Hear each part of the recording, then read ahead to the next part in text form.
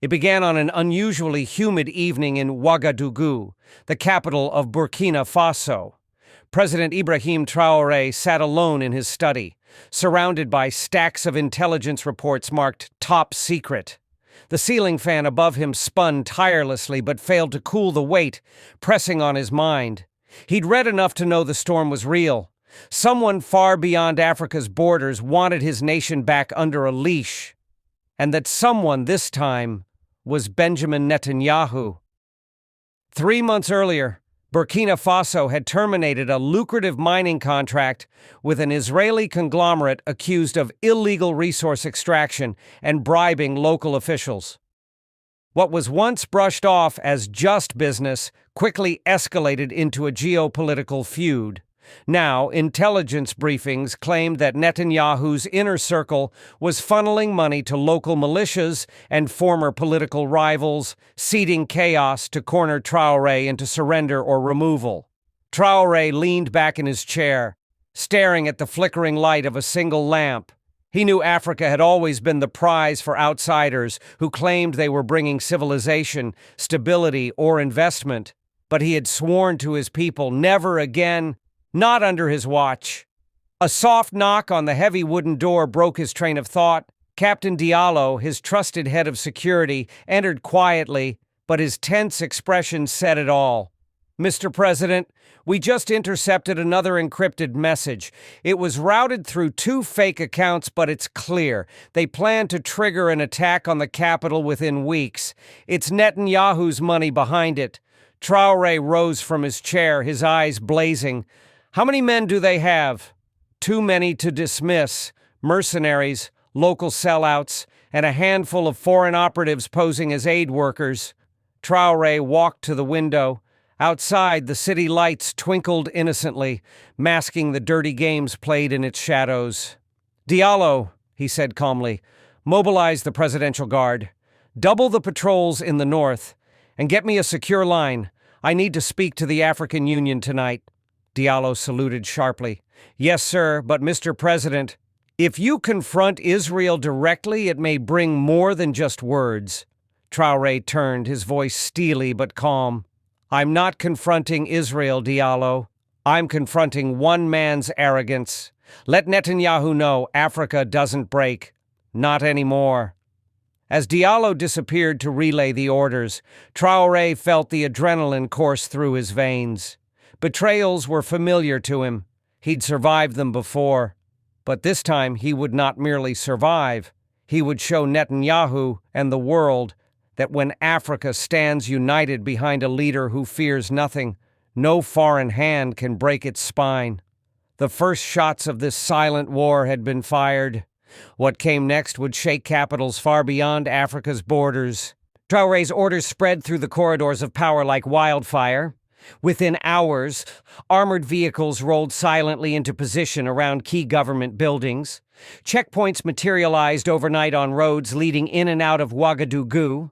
The Presidential Guard, young men and women who owed their loyalty not to a paycheck, but to the idea of an independent Africa, stood ready with loaded rifles and eyes that missed nothing. Meanwhile, in Tel Aviv, Netanyahu's private office buzzed with urgency.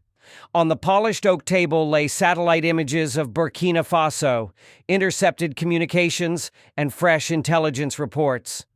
An advisor, older than most, leaned over him, voice hushed yet sharp. "Prime Minister, Traoré has fortified the capital. He's not caving. He's calling our bluff." Netanyahu's eyes narrowed, the predator's glint of a man used to getting what he wanted, by negotiation or by force. He slammed his fist on the table. "Send the message to the local commanders. If Traoré wants a show of strength, give him one. We'll fund the militias to push from the north and hit supply lines. When his people feel the hunger, they'll turn on him. No African leader survives a starving capital."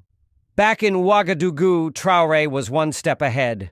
In a secure underground chamber beneath the presidential palace, he gathered his inner circle.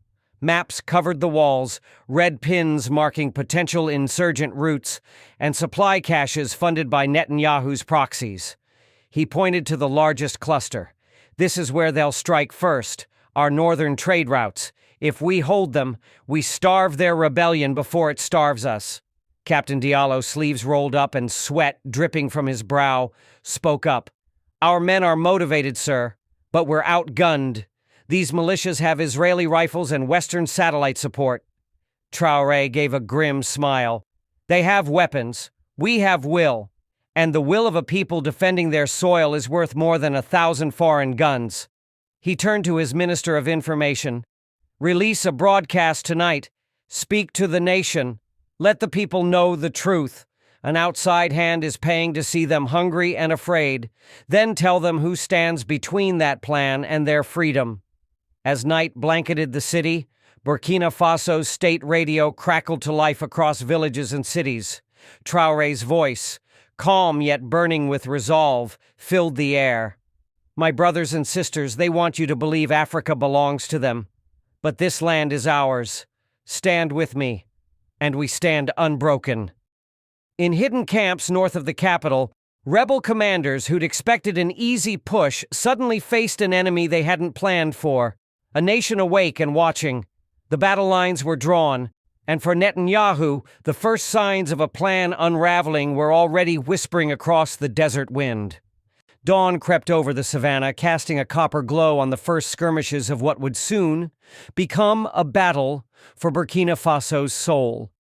Traoré's scouts reported that militia convoys, funded and armed through Netanyahu's covert channels, were already making a push toward the northern checkpoints. Villagers along the roads fled to safer ground, carrying babies on their backs and prayers on their lips. Inside his mobile command tent, Traoré reviewed the latest drone footage streamed on a battered laptop. His young intelligence officer, eyes wide with adrenaline, whispered, "Sir, if they break through here, they'll have a direct path to the capital within 48 hours." Traoré didn't flinch. He stood, rolling down his sleeves as he spoke, voice calm but ironclad. "Then we hold them here. This is where we show Netanyahu and the world that Africa is no longer a chessboard for foreign kings." At the same hour in Jerusalem, Netanyahu was briefed by his security chief, who spoke cautiously, afraid to deliver news that might enrage a man known for crushing political enemies and rivals alike. "Mr. Prime Minister, the militias are encountering heavier resistance than projected. Local civilians are joining Traoré's volunteers. They're blocking roads, supplying the army, burning militia supply trucks. It's becoming unpredictable." Netanyahu's face darkened. He turned to his cabinet, voice dripping with venom. "This peasant thinks he can humiliate me? Starve him, starve them all, cut every back-channel deal for fuel, food, medicine, make the world think he can't govern." But Traoré anticipated every move. He dispatched envoys overnight to neighboring African nations that shared his vision. A continent free from the old masters. Mali, Guinea, and Niger agreed to send emergency convoys, food, fuel, even medical volunteers. Within days, the blockade that should have broken his capital became a test of Pan-African solidarity. In a broadcast aired from a makeshift studio near the front lines, Traoré spoke directly to the people. "They want us divided, hungry enough to bow, but we feed each other, we guard each other, and we remind each other who owns this land." From the smallest village to the dusty streets of Ouagadougou, drums and radios carried his defiance. And in Tel Aviv, Netanyahu realized too late that he had underestimated not just Traoré's courage, but Africa's hunger for self-respect. The siege had become a symbol, and symbols once lit are hard to extinguish. By the fourth week, Burkina Faso had become more than just a country under siege. It had become a rallying cry across the continent. International news networks broadcast images of mothers cooking communal meals for soldiers, young students volunteering as medics, and village elders standing guard at makeshift barricades, spears and hunting rifles slung over proud shoulders. Netanyahu, watching from his private war room lined with digital maps and intelligence briefings, was livid. His advisors scrambled to calm him. Prime Minister, the sanctions are causing some pressure, but Traoré's alliances with neighboring states— Silence! Netanyahu roared, slamming his fist on the mahogany table. I want him isolated. No more food, no more fuel. Pressure the African Union to condemn him, leak stories to make him look like a tyrant. If the people fear him, they'll turn on him.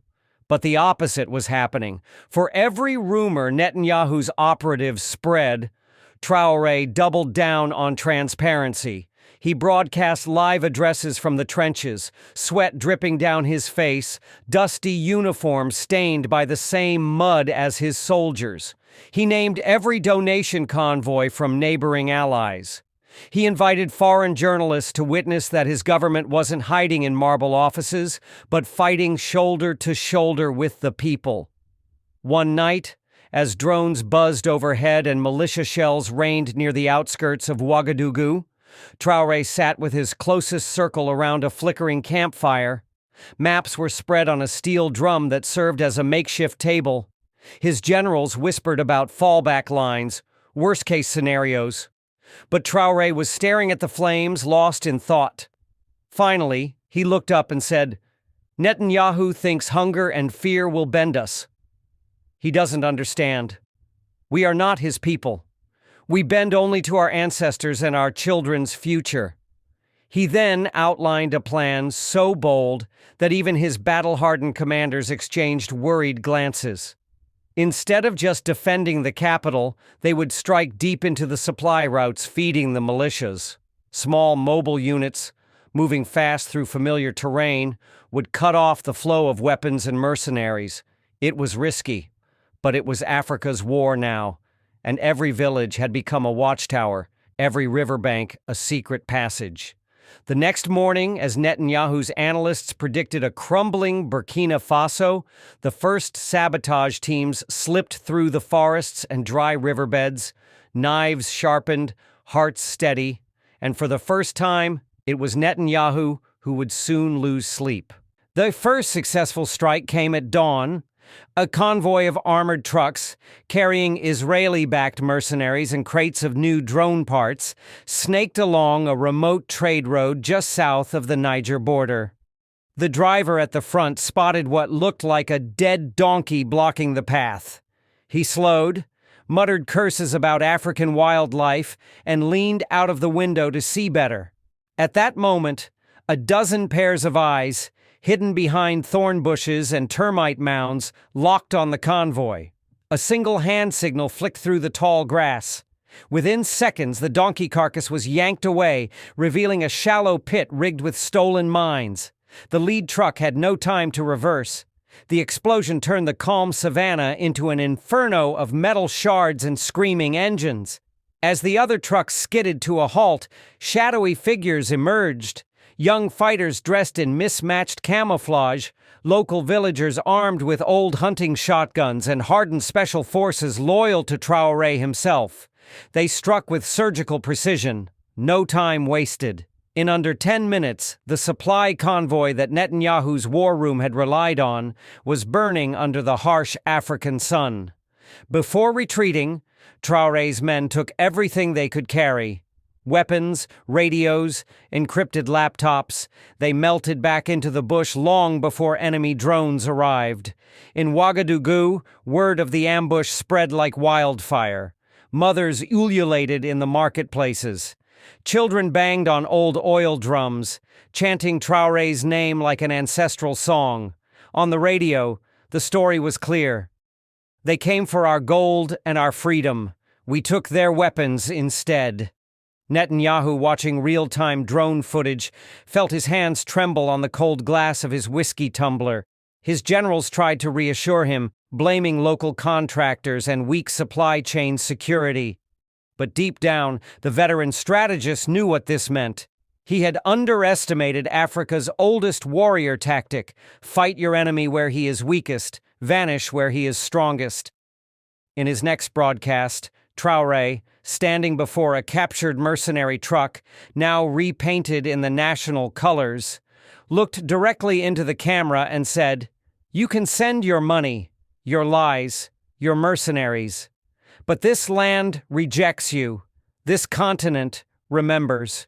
We will not be mined like gold. We are the fire that melts your steel. For Netanyahu, it was no longer just a military campaign.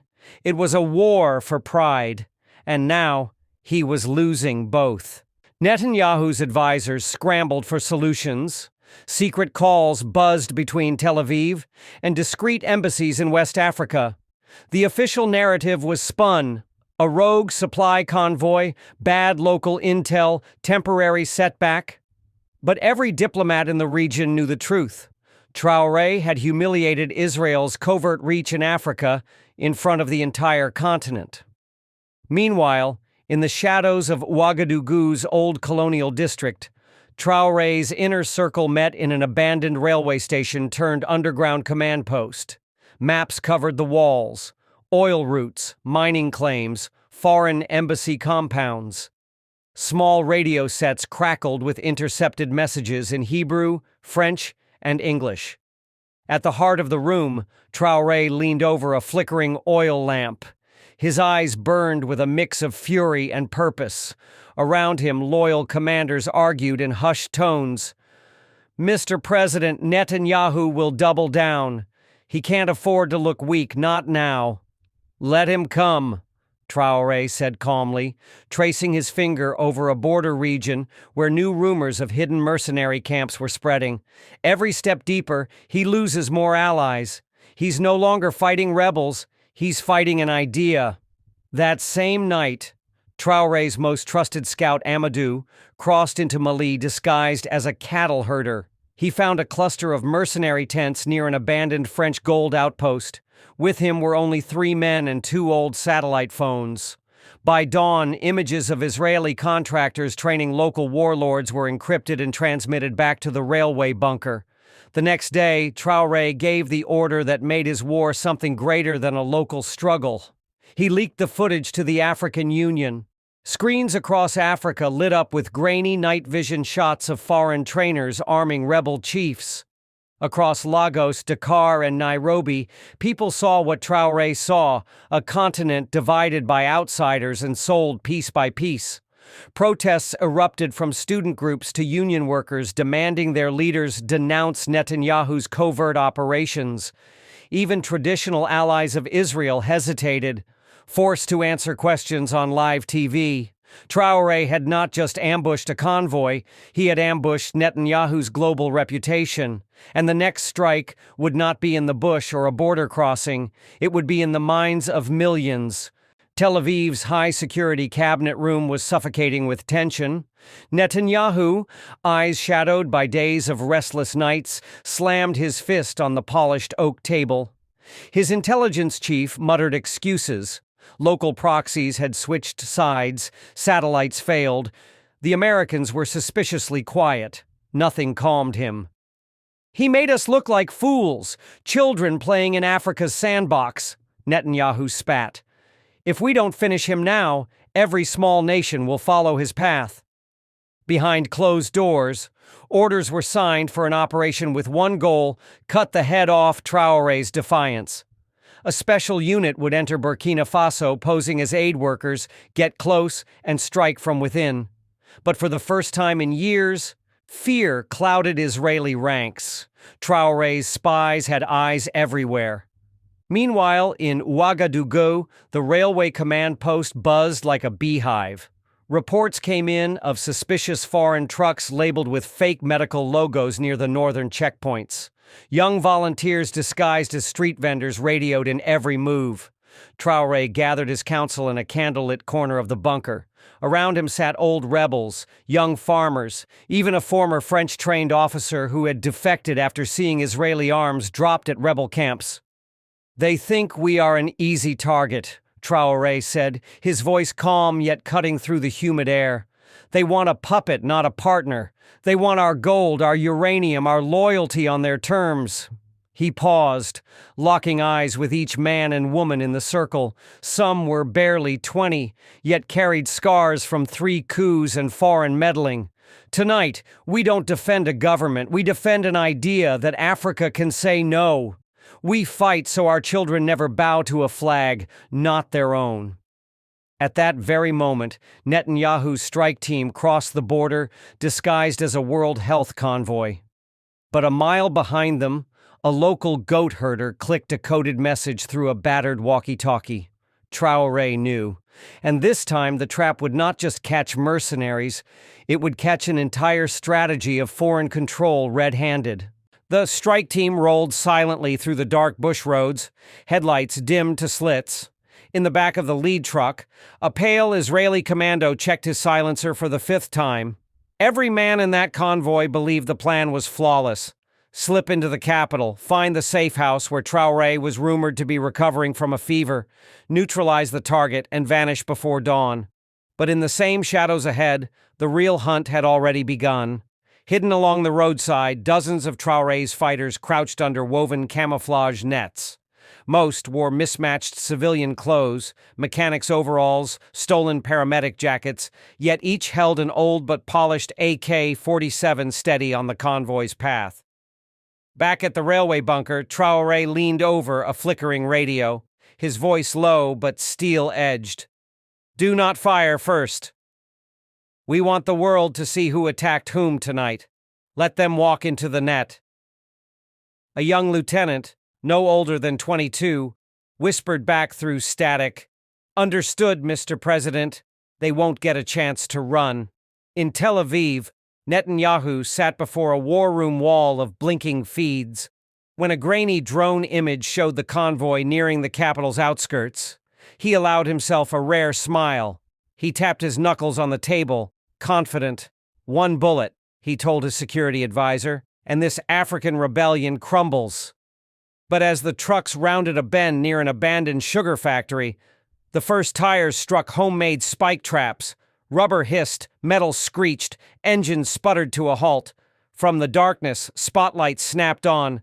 Hundreds of local militia emerged, rifles leveled, eyes blazing with one truth: no foreign assassin would walk out alive tonight.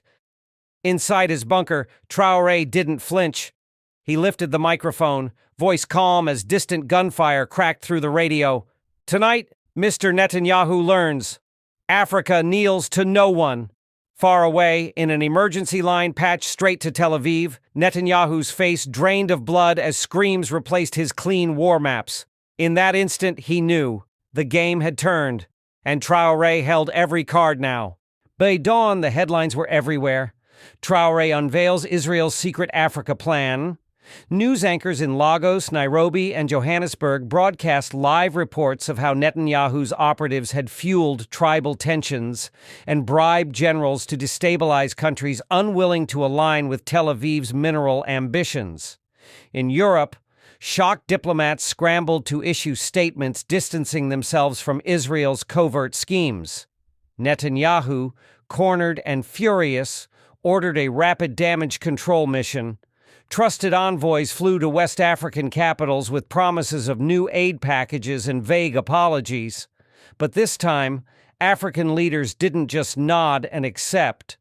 Inspired by Traoré's defiance, presidents and ministers across the continent refused to meet the envoys behind closed doors.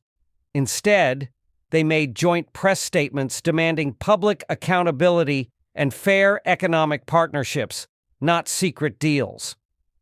On the streets of Ouagadougou, the people celebrated like it was Independence Day all over again. Flags waved, drums pounded, and chants of Africa First echoed from markets to mosques. Traoré, watching from the presidential balcony, knew the fight wasn't over. He expected cyber attacks, financial sabotage, maybe even assassination attempts. But for the first time, he saw proof that the old ways were cracking. Africa had tasted the power of a united voice, and Netanyahu's fear confirmed that unity was far more dangerous to the old guard than any weapon ever could be. In the final hours of that turbulent week, Traoré gathered his closest advisors under the moonlit sky at the presidential palace courtyard. Around him stood young commanders, community leaders, and newly loyal intelligence officers, people who just days earlier had doubted his resolve, but now called him the continent's shield. He spoke without a teleprompter or notes, Tonight, we didn't just stop Netanyahu, we exposed the lie that Africa must kneel to survive. From Dakar to Nairobi, they see now. We have the gold, the oil, the diamonds, but most importantly, we have each other. His words carried into the warm night, carried by the hope of millions who had danced in the streets. Meanwhile, halfway across the world, Netanyahu faced the political backlash of a bruised image and humiliated covert agenda. He made calls to Washington and Paris, but no amount of spin could erase the truth Traoré had dragged into the sunlight. As dawn broke, Traoré walked alone through the palace gardens, listening to the crickets and the distant cheering still drifting from the city. He knew the battles ahead would test him more brutally than any secret plot ever could. But as he looked eastward, where the first light touched the red soil of Burkina Faso, he smiled.